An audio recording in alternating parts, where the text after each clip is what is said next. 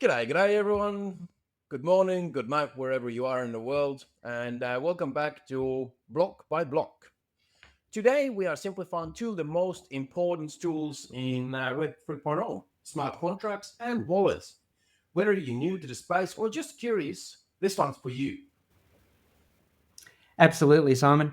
We're all about making this tech easy to understand so you can feel confident navigating it. No technical jargon, just clear and simple explanations. So, Simon, let's kick this off. If you had to explain smart contracts to your nan, how would you do it? That's a good question. Good one, Tim. Nan, so I imagine a set of instructions that, automatically follow through once the conditions are met. So let's take baking a cake. When the timer goes off, you take the cake out of the oven, yeah? But no one has to remind you. It's built into the process and fully automated. Spot on. So, a smart contract is just code stored on the blockchain, which we discussed in the last episode. And that executes automatically when predefined conditions are met. It's like a if-then statement. If X happens, then Y takes place. That's it. Yeah, and it's important to note that they're not physical contracts, right? So they're digital agreements that are written in code. Exactly. And it's not about signatures or lawyers. It's about automation and trust. Fantastic. So, how do they work? All right, Tim, let's go a little bit deeper. How does a smart contract actually work on the blockchain? So think of the blockchain as a decentralized ledger. It's like a massive spreadsheet that everyone can see, but no one can really tamper with. A smart contract lives on that blockchain and acts as a set of rules. Okay, so if you want to sell something, let's say my old bike or something, then I could create a smart contract that says when Tim sends a payment, transfer the ownership of bike to him, and then the contract ensures that it happens automatically. Sure. And it unfolds step by step. You create the smart contract and set the rules. The contract is uploaded into the blockchain, and then when the conditions are met, the contract executes, and everyone can verify it happened just as it was intended. What about if someone's trying to fiddle with it? Can they do that once it's live? Once it's deployed, the contract is immutable. It can't be changed. That's what makes it secure and trustworthy. But if it's so rigid, what happens if the developer makes a mistake? Well, good point. Errors can't be corrected once it's live, so testing is absolutely critical. Developers need to make sure the contract does exactly what it's supposed to do. Ooh, okay, so let's bring this to life with some examples as well. What are smart contracts already being used for today? Good question. So there's a few big ones. So finance, for example. Imagine getting a loan. A smart contract can automatically release funds when you meet all the criteria, and then deduct payments as the due dates. Supply chain. Think about shipping goods from one country to another. A smart contract can track every step. When the goods leave the port, arrive at customs, and get delivered to the final destination, etc. Okay. What about real estate? You could use smart contracts to handle the sale of a property as well. No lawyers, no middlemen, just you, the buyer, and the blockchain. Yep, spot on. It's also great for splitting bills, crowdfunding, and even managing royalties in the music industry. It's all about automating. Okay. And obviously, as a part of DigiDonate, charities can use them too, so donors can see exactly how their money is spent. Exactly. So smart contracts ensure that the funds are released only when specific milestones are achieved. It's a game changer for transparency. Beautiful. So far, smart contracts sound like the answer to everything, but what are the challenges? Oh, it's a good question. So I guess let's start with the positives. So efficiency, they save time by automating processes. Cost saving, there's no need for a middleman. Transparency, everything is recorded and verifiable. The challenge is, all code has bugs. A tiny error in the code can have massive consequences. Immutability. So whilst being unchangeable is a massive strength of the blockchain, it's also a limitation if there's a mistake. Accessibility. Not everyone has the technical knowledge to create or understand smart contracts.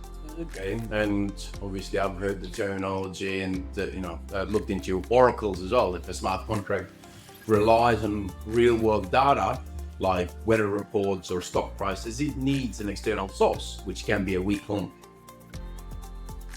Well, yeah, spot on. Oracles are essential, but they do add a layer of risk. The system's only as strong as its weakest link, of course. That said, as the technology obviously evolves, then the challenges are being tackled, right? Oh, 100%. Developers are finding ways already to make the smart contracts more user-friendly and resilient.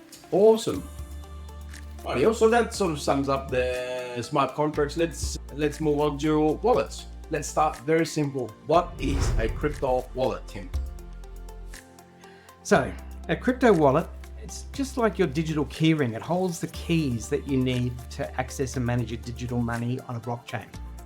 But here's the catch. It doesn't actually store your money. It's just the keys to the money.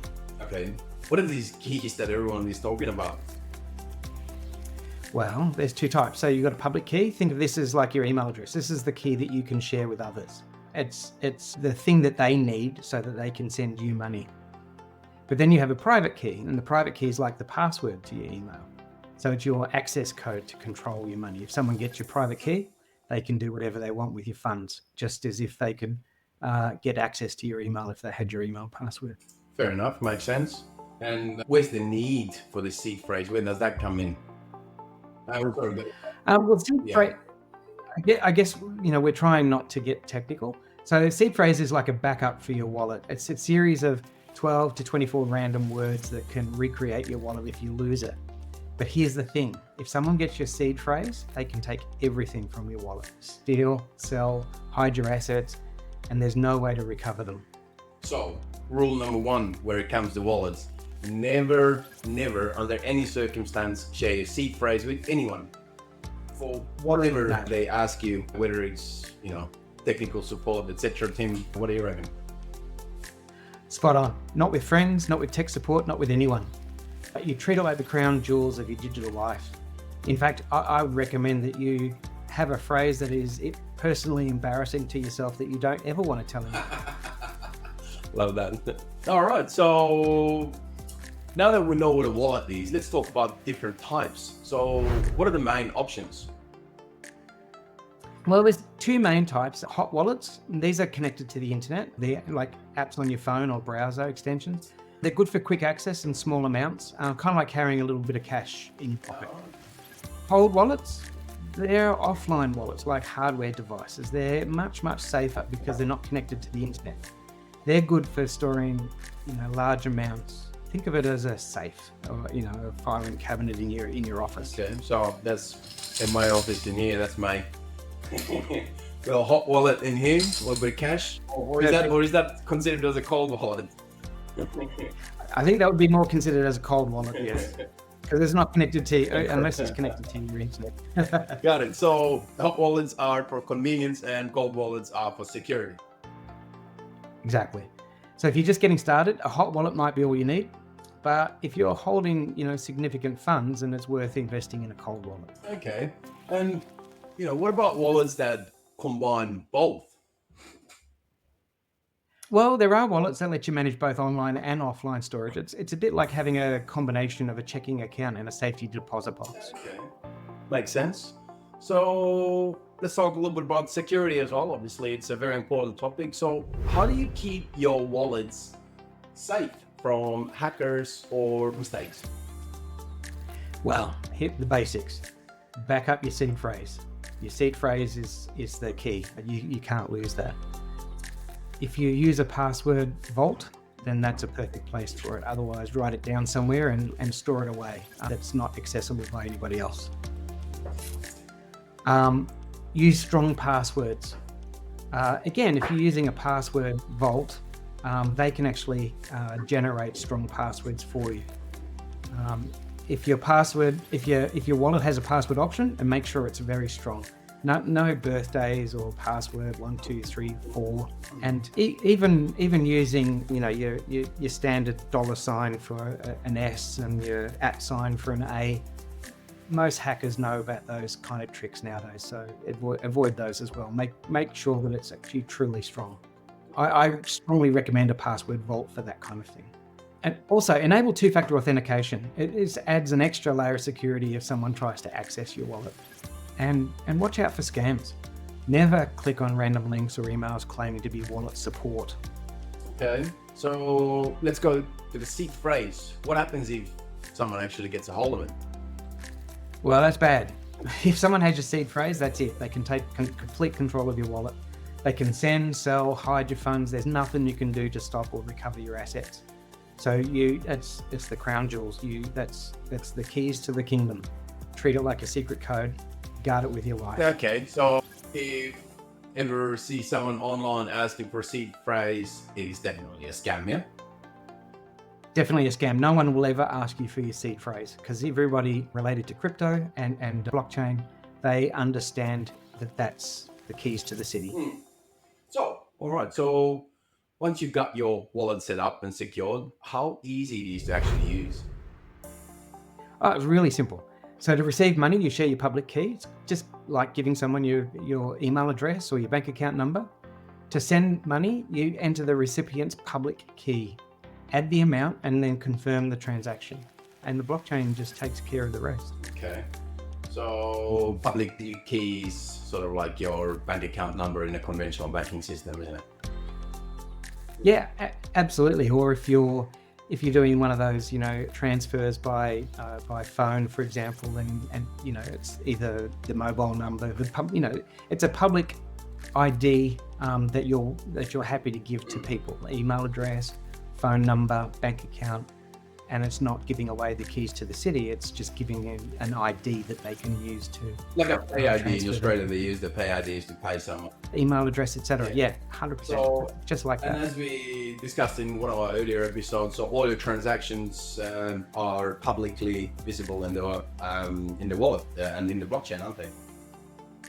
100. Yes. Most wallets have a transaction history, so you can see exactly what's come in and gone out. It's like a bank statement, but it's fully transparent and it's also recorded along the blockchain. Awesome. So to wrap up this episode, wallets are the keys to your digital army. Hot wallets are great for quick access, and cold wallets are best for keeping your funds secure. But the most important takeaway, never share your seed phrase with anyone under any circumstance. Exactly. Your wallet's your gateway to Web3. Keeping it secure is all about protecting your private keys and seed phrases.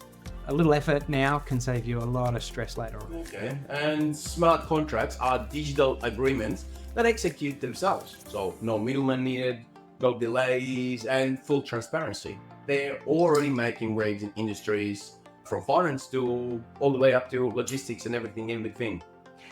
Absolutely. They're not perfect, but they're a huge leap forward in how we manage trust and transactions. Chalk and cheese. Chalk and cheese. That's so Australian. Well, thank you for joining us today. If you've got any questions or want to share your experience, drop some comments below, side, wherever you noticed this video. And don't forget to like, share, and subscribe. Stay safe, stay smart, and we'll see you next time. Thanks. Catch you later, legends.